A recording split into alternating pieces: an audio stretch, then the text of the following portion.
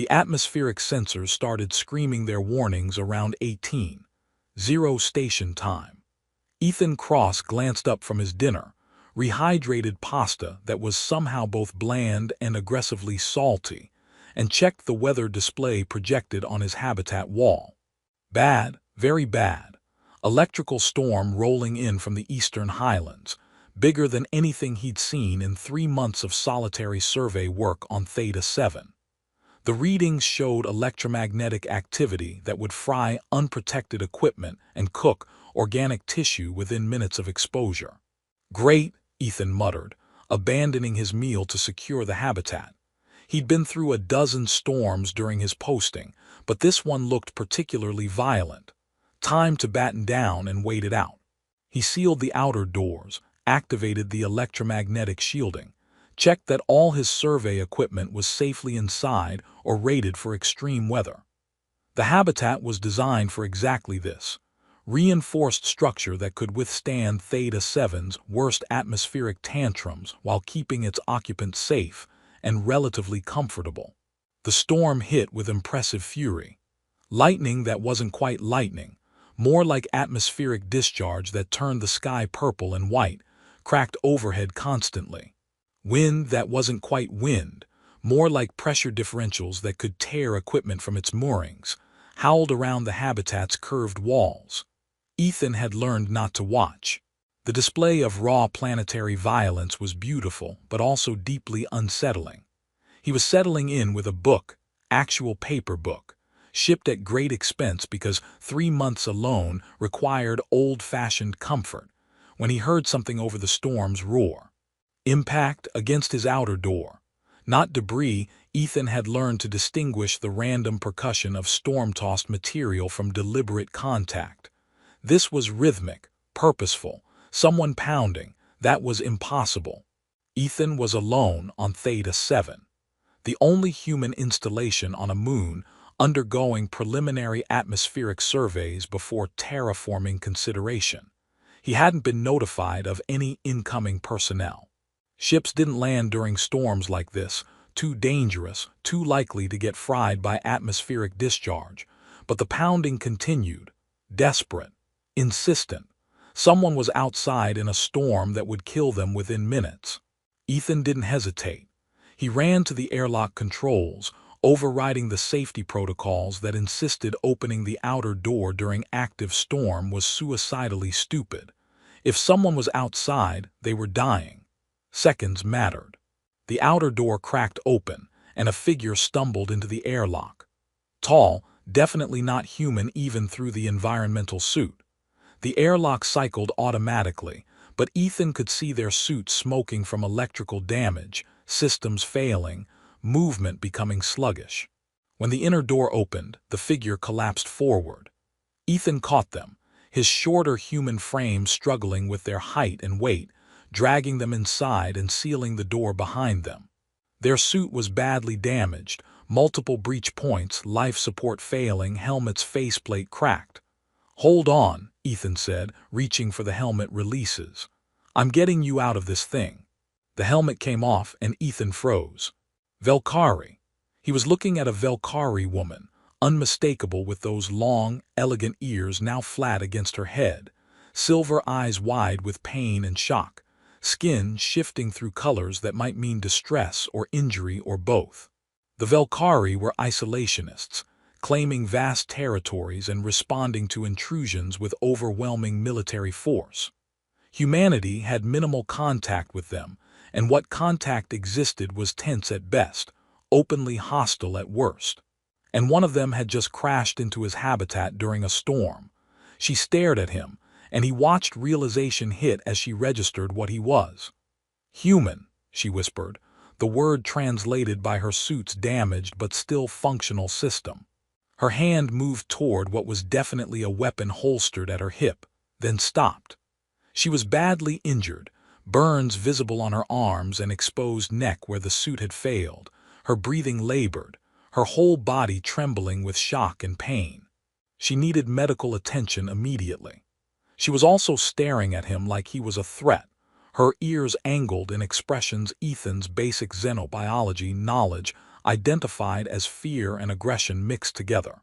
"You're hurt," Ethan said slowly, keeping his hands visible and non-threatening. "I'm not going to harm you. You need medical treatment. Please let me help you." She didn't move, didn't speak.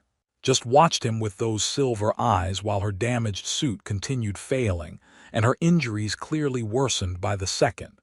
Ethan made a decision. "I'm coming closer. I'm a medic, basic training, but I know how to treat burns and shock.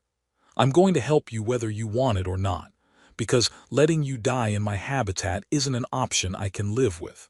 If you're going to shoot me for helping, do it after I've stopped your immediate bleeding." He moved carefully, watching for any sign she'd actually draw the weapon. She didn't. Her hand fell away from the holster, though her eyes tracked his every movement with wary intensity. Her suit's medical readout was still functional, displayed vital signs and biological data that Ethan's medical kit could interpret. Valkyrie physiology was similar enough to human that his emergency supplies should work. Burns first, then shock treatment, then assessment of other injuries. "This is going to hurt," Ethan warned, pulling out regenerative gel and sterile bandages. "But it's better than dying. Try not to shoot me while I work." He started with the worst burns on her arms, second-degree equivalent where electrical discharge had overwhelmed her suit's protection. The regenerative gel lit up with biological activity as it interfaced with her chemistry, and she hissed with pain but didn't pull away. "What's your name?" Ethan asked while working, trying to keep her conscious and focused. "I'm Ethan. Ethan Cross, survey engineer. Been alone on this moon for 3 months doing atmospheric analysis. You're my first visitor." She didn't answer immediately, her breathing harsh and irregular. Then quietly, "Kaya." "Nice to meet you, Kaya. Wish it was under better circumstances." He moved to treating burns on her neck, trying to be gentle with clearly sensitive tissue. "What were you doing out in that storm? Your ship crash?" Yes, the word was forced. Systems failed. Navigation error, caught in discharge field, emergency landing, barely survived impact. And then you ran for shelter in a storm that should have killed you within minutes. Ethan finished treating her visible burns and started checking for internal injuries with his medical scanner. That was either incredibly brave or incredibly stupid. "Both," she managed, and Ethan thought there might have been a hint of humor in the word. "I can work with both." He checked the scanner readouts. No immediate life-threatening internal damage, though she'd need rest and proper medical care beyond his field kit's capabilities. "You're going to live, which is good because I'd hate to have saved you from the storm just to lose you to shock." She was watching him with less obvious hostility now, though her ears remained angled with wariness. "Why you help? I am enemy. My people would kill you for being in claimed space." "We're not in claimed space. Theta 7 is unclaimed territory under the Horizon Accords. I have legal right to be here." Ethan covered her with a thermal blanket from his emergency supplies. "And you're not my enemy right now. Right now you're an injured person who needed shelter. That's all that matters." "Humans are strange," she muttered, but her eyes were already closing with exhaustion and shock catching up to her. "Probably," Ethan agreed. "Rest now. Storm should pass in a few hours. We'll figure out the rest when you're not dying." She drifted into unconscious sleep, and Ethan sat back, looking at the Valkyrie woman currently occupying his habitat's emergency cot. He just saved the life of someone whose people considered humans invaders. She could still shoot him when she woke, could call her people and have him arrested or killed, could turn his act of mercy into diplomatic disaster. "Well," Ethan told his empty habitat, "this is either going to be the best decision I've made or the absolute worst. No middle ground here." The storm raged outside, and Ethan settled in to keep watch over his unexpected, potentially dangerous, definitely complicated guest. The storm lasted 3 days. 3 long, tense days trapped in close quarters with an injured Valkyrie woman who alternated between suspicious wariness and reluctant acceptance of his medical care. Kaya's condition improved steadily. The burns healed under regenerative treatment, her breathing normalized, her strength returned. But the tension remained. Two members of mutually hostile species sharing space barely large enough for one, neither able to leave while the storm raged outside. They learned to navigate each other. Ethan gave her space, moved slowly, kept his tone neutral and non-threatening. Kaya watched him constantly, her long ears tracking his movements, her hand never far from her weapon though she never actually drew it. On the second day she finally spoke beyond monosyllables. "Why you help?" she asked while he changed her bandages. "I am enemy. My people would kill you for being in claimed space." "I told you before, we're not in claimed space. This moon is unclaimed territory under." "I heard your words." Her ears angled with frustration. "But you must know Velkari consider this sector ours regardless of your human accords. We do not recognize your expansion. You are invader whether your laws say otherwise. Then your people should file proper claims under interstellar law, instead of just declaring vast territories off-limits and shooting anyone who gets close." Ethan applied fresh regenerative gel more firmly than necessary. "You can't claim space you're not using and expect everyone else to honor undefined boundaries." Her ears flattened anger. "You know nothing of Velkari history, of the species that tried to genocide us, that we survived only by claiming space and defending it absolutely. We learned the hard way that letting others close means dying. And now you're so traumatized by your history that you kill anyone who gets near, even when they have no hostile intent." Ethan met her silver eyes directly. "That's not strength, Kaya. That's fear. You're so afraid of being destroyed that you destroy first, and you call it defense. You dare." "I dare because I'm treating your injuries while you sit in my habitat threatening me with your weapon." His voice was sharp. "I pulled you out of a storm that would have killed you, provided medical care, shared my food and shelter, and you're still treating me like I'm the enemy. So yes, I dare to speak honestly because at this point, what else can you do to me?" She was silent for a long moment, her ears cycling through complex patterns. Then quietly, "You are right. I apologize. You have shown me unexpected kindness. I should not repay it with hostility." "Apology accepted." Ethan finished with her bandages. "And I'm sorry for being harsh. This situation is stressful for both of us." They settled into uneasy truce after that. Shared meals in silence, occupied opposite ends of the habitat, avoided conversations that led to arguments. But proximity forced familiarity. Ethan learned she was reconnaissance pilot, mapping human expansion into territories Velkari considered theirs. She learned he was civilian contractor, sent to isolated posts because he preferred solitude to crowded stations. "You choose to be alone?" Kaya asked on day 2, surprised enough to initiate conversation. "Your people do not force isolation as punishment." "No punishment. I volunteered for solo survey work." Ethan prepared food she could eat based on her suit's nutritional database. "I'm not great with crowds. Too much noise, too many expectations. I like the quiet, like having control over my environment and schedule. Solo posts are perfect for me. Velkari would not choose such isolation. We value community, collective decision-making. Being alone is." She searched for words. "Uncomfortable, wrong. Different species, different preferences." He set food within her reach. "But we share survival instinct. You crashed, sought shelter, trusted a stranger because alternative was death. That's universal. I did not trust you. I had no choice. And yet you're still alive because you chose survival over prejudice. That's something." Ethan started eating his own meal. "Your people might not approve, but you made smart decision. Living with enemy help is better than dying with ideological purity intact." She almost smiled. Her ears angled forward slightly, amusement, maybe, or acknowledgement of the point. "You are strange for human. Our intelligence briefings describe your people as arrogant, aggressive, dismissive of other species' concerns. You are none of these things. Your intelligence briefings are probably as biased as ours about Velkari. We're told you're paranoid isolationists who shoot first and never bother with questions. You haven't shot me yet, so maybe both our peoples are wrong about each other. Perhaps. She considered her food carefully before eating. Thank you for accommodation of my dietary needs. Many species would not bother. You're welcome. Seems like bare minimum when hosting unexpected guests. They fell into more comfortable routine after that. Conversation came easier.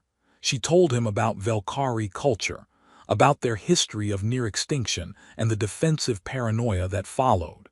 He told her about human expansion, about overpopulation pressures that drove exploration and colonization.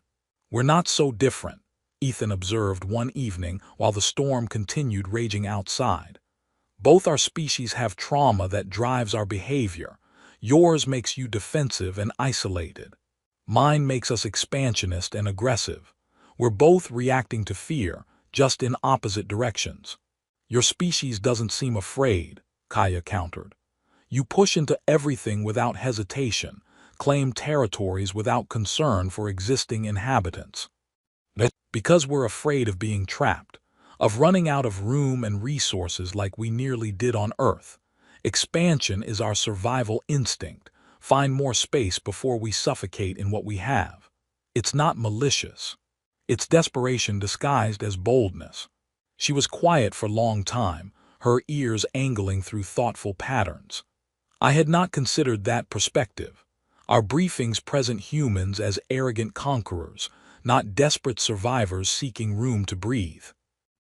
And our briefings present Velkari as paranoid aggressors, not traumatized defenders protecting space they need to feel safe. Ethan met her eyes. Maybe both our peoples are wrong about each other. Maybe we're both just scared species, trying to survive the best way we know how. Perhaps. Her ears angled with what might have been respect. You have given me much to consider, Ethan Cross. On day 3, the storm finally broke. The sensors showed clearing atmospheric conditions, safe electromagnetic levels, visibility returning. Kaya could leave. Should leave. The longer she stayed, the more likely human authorities would detect her presence and create diplomatic incident. But she hesitated at the airlock, fully suited and ready to depart, her ears cycling through complex patterns Ethan was learning to read. Conflict. Uncertainty. Something else he couldn't quite identify. Thank you, she said formally. For saving my life, for healing my injuries, for treating me as person rather than enemy, for conversations that challenged assumptions I held as unquestionable truth. I will remember this. You're welcome, Ethan meant it. Safe travels, Kaya. Try not to crash in any more storms. I will endeavor to avoid that fate.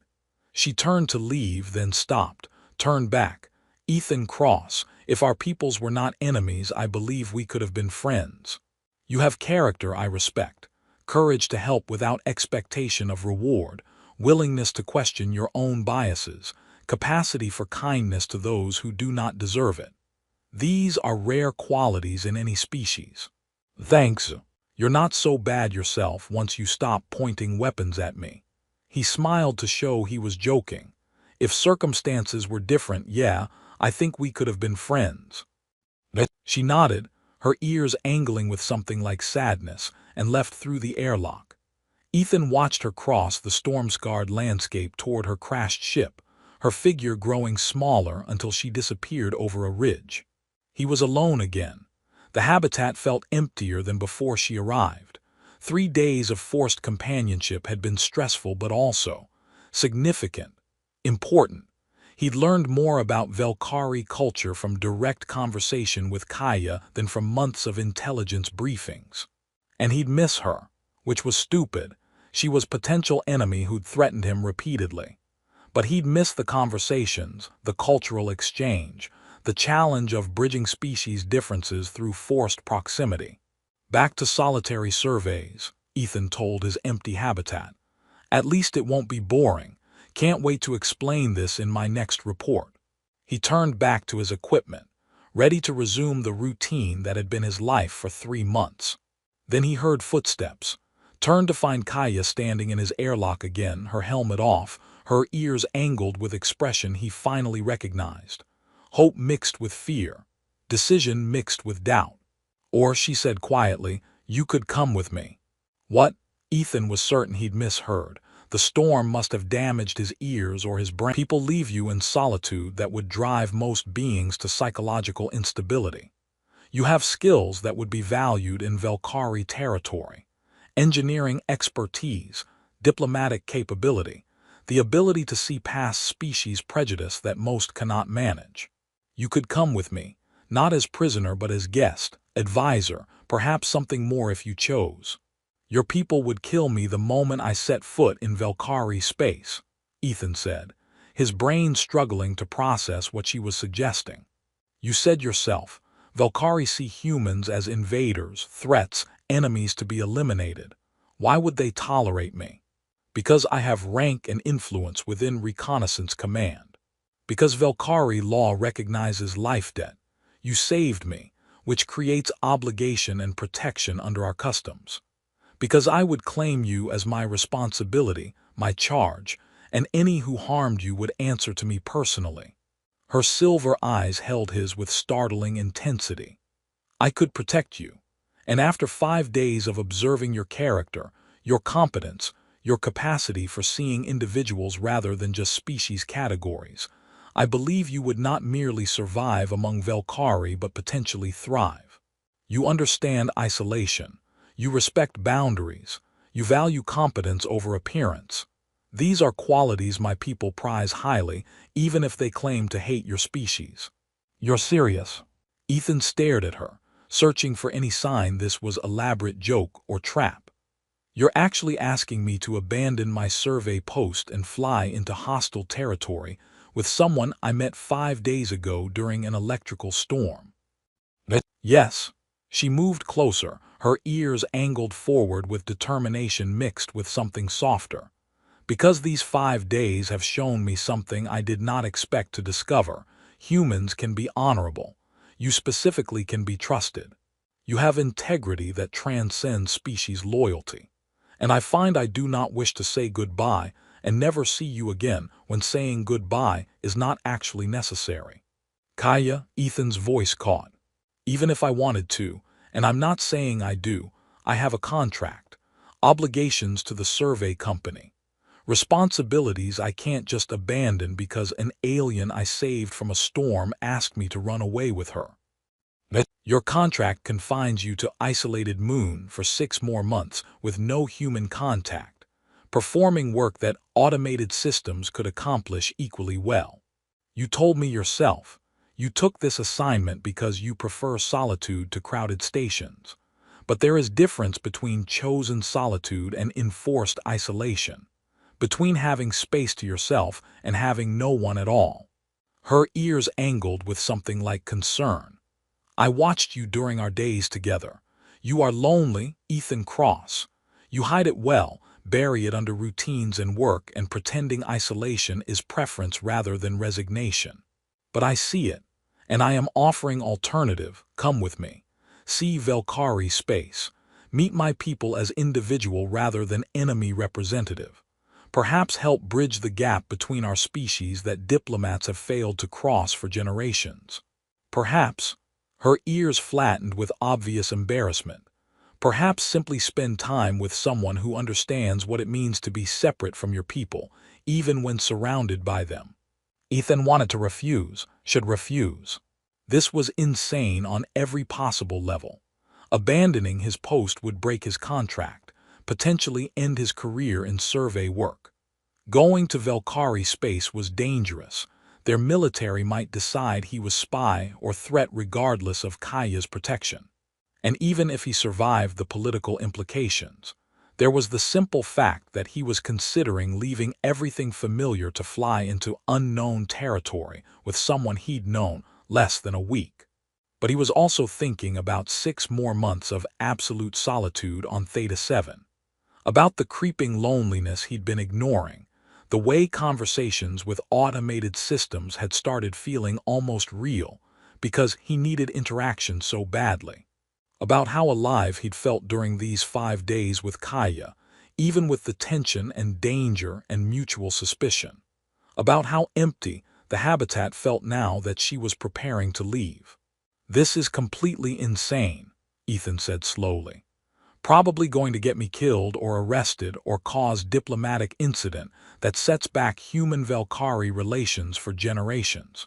I'll lose my job, my reputation, possibly my freedom. Every rational part of my brain is screaming that this is a terrible idea." "Yes," Kaya agreed, her ears angled forward with cautious hope. "All those consequences are entirely possible and perhaps even likely. I cannot guarantee your safety or that this decision will not destroy aspects of your life you value. I can only promise that I will dedicate myself to protecting you and that you will experience things no other human has seen. That the risk might yield rewards impossible to achieve through caution."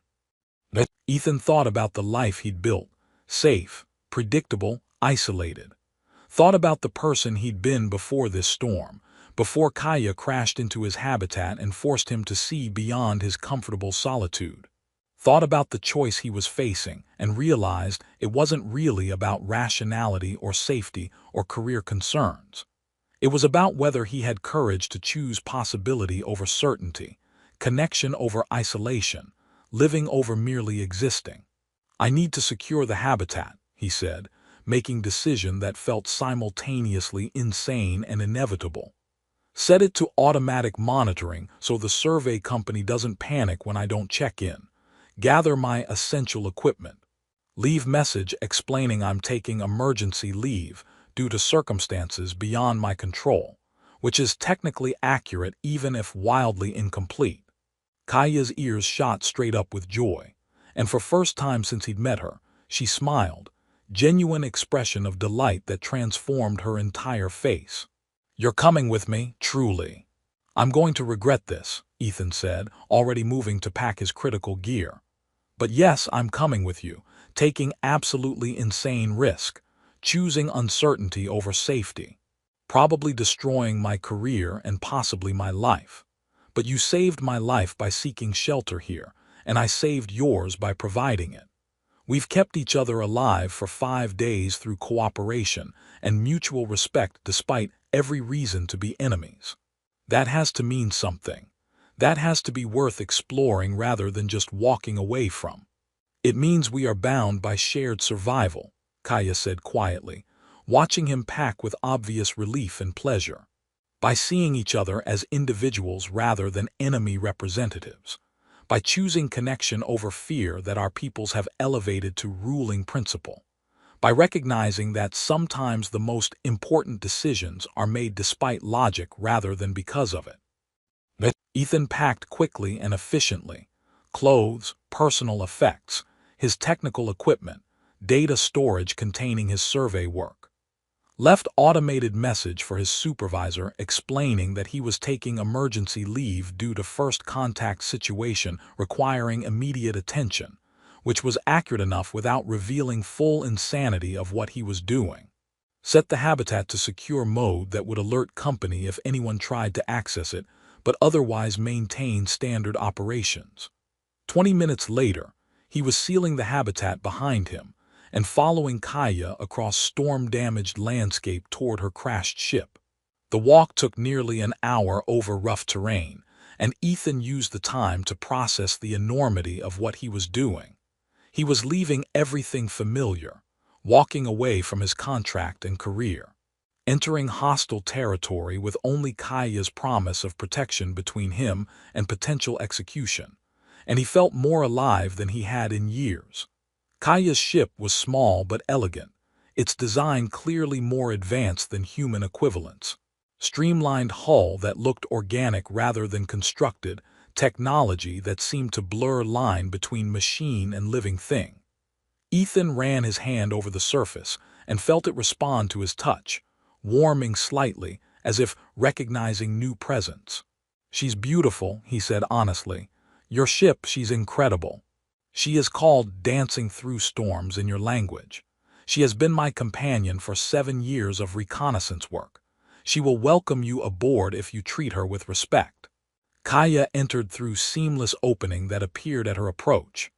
Come, I will show you quarters and begin teaching you protocols for surviving in Velkari space without causing immediate international incident. The ship's interior was even more impressive than exterior. Organic curves, bioluminescent lighting that adjusted to their presence, controls that seemed to respond to thought as much as touch. Kaya showed him to small but comfortable quarters adjacent to her own, explained basic systems, taught him emergency procedures in case of attack or malfunction. We will reach Velkari territorial boundary in approximately 18 hours, she said once he was settled. You should rest.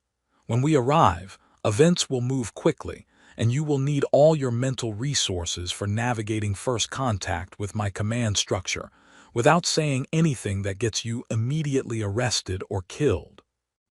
That's encouraging, Ethan said dryly. Any specific advice for not getting killed?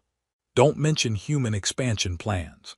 Don't suggest Velkari territory claims are excessive or unreasonable. Don't imply that human-Velkari conflict could be resolved through simple negotiation, because we are deeply stubborn people who see compromise as weakness. And most importantly, defer to me in all interactions. You are under my protection, which grants you status. But that status is contingent on you behaving as appropriate for someone in my care, rather than independent agent with opinions. So basically, keep quiet and let you do the talking. Essentially, yes, at least initially. Once they accept your presence, you may have more freedom, but first impressions with Velkari are critical and permanent. We do not give second chances to those who demonstrate incompatibility with our values. Her ears angled with concern. I will protect you, Ethan, but you must also protect yourself by being careful with your words and actions. Velkari society is complex, ritualistic, unforgiving of cultural violations. You must learn quickly, or you will not survive regardless of my advocacy. Understood, I'll follow your lead. Ethan met her eyes seriously. Thank you for this, for asking me to come, for being willing to take risk on someone you barely know. This is possibly the most insane thing I've ever done, but I'm grateful for the opportunity. Thank you for accepting despite very legitimate concerns about safety and rationality. She moved toward the door, then paused. Ethan, I am glad you came. Even if events unfold poorly, even if my people reject your presence, I am glad I asked and grateful you accepted. These 5 days with you have been significant, important in ways I am still processing. I did not wish to lose that connection when maintaining it was possible. I didn't want to lose it either, Ethan admitted. That's really why I'm here. Not the adventure or the access to Velkari culture or any rational reason. Just because the thought of saying goodbye and never seeing you again felt wrong in ways I couldn't ignore. Her ears angled forward with pleasure and something warmer, and she left him to rest with expression that suggested she understood exactly what he meant. Ethan lay in his quarters aboard a Velkari ship, heading toward hostile territory, having abandoned everything familiar for reasons he couldn't fully articulate. He should be terrified, should be regretting this decision and desperately trying to find way back to his safe, predictable isolation on Theta 7. Instead, he felt anticipation, excitement, the sense that despite all the danger and uncertainty, he'd made exactly the right choice at exactly the right moment. Sometimes the most important decisions were the insane ones. Sometimes the best opportunities came disguised as terrible ideas. Sometimes you had to risk everything safe to discover what was actually worth having. Ethan closed his eyes and let the ship's gentle movement lull him toward sleep, ready to face whatever came next, knowing that at least he wouldn't be facing it alone. Velkari space was nothing like Ethan expected. He'd imagined military installations, harsh security, constant surveillance. What he found instead was beauty that took his breath away, space stations that looked like living things, ships that moved with organic grace, Technology integrated so seamlessly with natural systems that distinguishing between built and grown was impossible. "This is extraordinary," he told Kaya as their ship approached the primary station in her sector. "Human engineering looks primitive by comparison. How did you achieve this level of biotechnological integration?" "Centuries of development driven by necessity rather than ambition. After near extinction, my people learned to work with living systems rather than against them. Our technology grows, adapts, responds to needs rather than requiring constant maintenance and replacement." She was piloting with obvious skill, the ship responding to her thoughts as much as her hands. "You will have opportunity to study our methods if you survive first contact with command. Try not to appear too interested. Enthusiasm for our technology reads as espionage intent to paranoid military minds." The station they docked at was enormous, a constructed ecosystem that housed thousands of Velkari military and civilian personnel. Kaya led him through corridors that pulsed with bioluminescent light, past beings who stopped and stared at the human walking freely among them. Ethan kept his expression neutral and his eyes forward, very aware that he was probably the first human most of these people had seen in person. The command center was intimidating. High-ranking officers in elaborate uniforms, their long ears angled in expressions ranging from curiosity to open hostility. Kaya addressed them in formal Velkari that Ethan's translator rendered in stiff, ritual phrases about life debt and obligation and protection rights. The responses came fast and sharp, questioning, challenging, demanding explanation for why reconnaissance pilot had brought enemy species into secure military installation. Kaya stood firm, her ears angled with determination that matched her commanding officers, citing precedents and protocols and her right under Velkari law to claim protection over someone who preserved her life. The debate lasted over an hour. Ethan stood silently, understanding perhaps one word in three even with translation assistance, watching Kaya defend his presence with passionate intensity. Finally, the highest-ranking officer, ancient Velkari whose ears bore scars suggesting long military career, raised a hand for silence. "The human may stay," he said in heavily accented standard, addressing Ethan directly for first time. "But understand this. You exist here by Kaya's protection alone. You have no independent rights, no freedom to travel without escort, no authority to access our systems or data. You are tolerated guest, not accepted ally. One violation of our protocols, one suggestion of espionage or hostile intent, and life debt protection becomes irrelevant. Do you understand?" "Completely, sir," Ethan said, keeping his voice respectful. "I'm grateful for the opportunity to be here and will abide by all restrictions and protocols. I have no hostile intent, only genuine interest in learning about Velkari culture and perhaps helping bridge misunderstandings between our peoples." "Naive," the officer said, but his ears angled with something that might have been approval. "But honest naivety is preferable to calculated deception. You may remain. Kaya, he is your responsibility. His failures reflect on you. His successes, should any occur, redound to your credit. This is traditional arrangement for life debt protection. Accept or release him to detention pending deportation." "I accept full responsibility," Kaya said without hesitation. "He is mine to protect and guide. His actions are my burden and my honor." Months passed in strange suspension between acceptance and rejection. Kaya was right. Velkari society was complex, ritualistic, unforgiving of cultural violations. Ethan spent weeks learning proper greetings, appropriate behavior around different ranks, the hundreds of subtle social cues that meant everything to people who prized order and protocol. He also discovered that Velkari were not the hostile paranoids human intelligence described. They were cautious, yes, protective of their culture and territory, absolutely, but also curious, intelligent, capable of changing opinions when presented with evidence that challenged assumptions. And slowly, gradually, some began treating him as individual rather than enemy representative.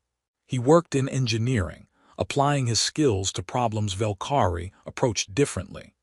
Learned their biotechnology methods with fascination that he carefully tempered to avoid appearing like spy. Contributed ideas that sometimes were adopted, sometimes rejected, but always considered fairly.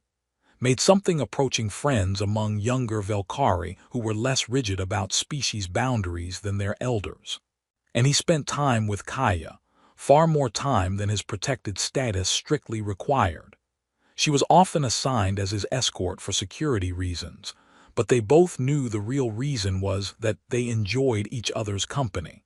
Conversations that lasted hours, shared meals where they compared their people's customs, quiet evenings in her quarters or his, comfortable in silence that needed no filling. "Do you regret it?" Kaya asked one evening 6 months into his stay. They were in her quarters, reviewing survey data she was teaching him to analyze using Valkyrie methods. "Coming with me, leaving your post, choosing uncertainty over the safety of your survey work." "Every day," Ethan said honestly, setting aside the data to meet her eyes. "I regret the career I abandoned, the contract I broke, the comfortable isolation I gave up. I regret not knowing if I can ever return to human space without facing legal consequences. I regret the friends and family I left behind without proper explanation. Every single day I regret something about this decision." Her ears flattened with distress. "Then perhaps you should." "And not at all," he interrupted. "I also don't regret it even slightly. Because being here, learning your culture, seeing your people as they actually are rather than as intelligence briefings describe, working with technology that makes human engineering look primitive, all of that is worth the regrets. And spending time with you, getting to know you beyond crisis circumstances, being your friend and possibly something more if we both chose it, that's worth every sacrifice I made to be here." Her ears shot up with surprise and pleasure. "Something more?" she asked quietly. "You would consider. Valkyrie-human bonding is not impossible, but it is unprecedented. Our physiologies are compatible, but our cultures are vastly different. And I am still your protector under life debt law, which complicates any potential romantic relationship with power dynamics that—" "Kaya," Ethan interrupted gently. "I've spent 6 months watching you defend me, teach me, include me in your world despite constant pressure to simply deport me and be done with the complication I represent. You've been patient, kind, honest about your culture's flaws while still valuing its strengths. You challenge me intellectually, make me laugh with your dry observations about human irrationality, and make me feel valued in ways I haven't experienced before. If you're asking whether I have feelings for you beyond friendship, the answer is yes. Definitely yes. But I also understand if life debt protection makes romance impossible or inappropriate." "It doesn't," she said, moving closer with visible decision. "Life debt creates responsibility, not prohibition. And I have feelings for you as well, have had them since you saved me despite every reason to let me die. Since you treated enemy with kindness and changed my understanding of what humans could be. I wanted to ask you to come with me not only because I valued our intellectual connection, but because I valued you personally and wanted opportunity to explore whether survival bond could become something deeper." "And can it," Ethan asked, "become something deeper?" "I believe so," Kaya said, taking his hands in hers. "If you're willing to accept that relationship with me means navigating Valkyrie cultural expectations around partnership that are different from human norms, means facing continued suspicion from those who see human Valkyrie bonding as betrayal of species loyalty, means building something unprecedented without clear models for how it should work. I've been navigating unprecedented territory since the moment you crashed into my habitat during a storm," Ethan said, pulling her closer. "I think I can handle unprecedented romance too." She kissed him then, carefully, tentatively, like she wasn't entirely sure how human Valkyrie physical affection should work. Ethan kissed back, and they figured it out together, and it was awkward and wonderful and exactly right despite all the ways it shouldn't work. Years later, Ethan still didn't have simple answer when people asked if he regretted his decision. Life in Valkyrie space remained challenging. He was always outsider, always watched, always aware he existed on borrowed time that could be revoked if his presence became too controversial. He couldn't return to human space without facing consequences for broken contract. He lived in culture that wasn't his, learning customs that sometimes made no sense, building life in place he never intended to be. But he had Kaya, brilliant, caring, challenging partner who made every difficulty worthwhile, had work he found meaningful, had perspective on human Valkyrie conflict that neither side possessed, making him valuable as informal advisor on rare occasions when both peoples attempted dialogue.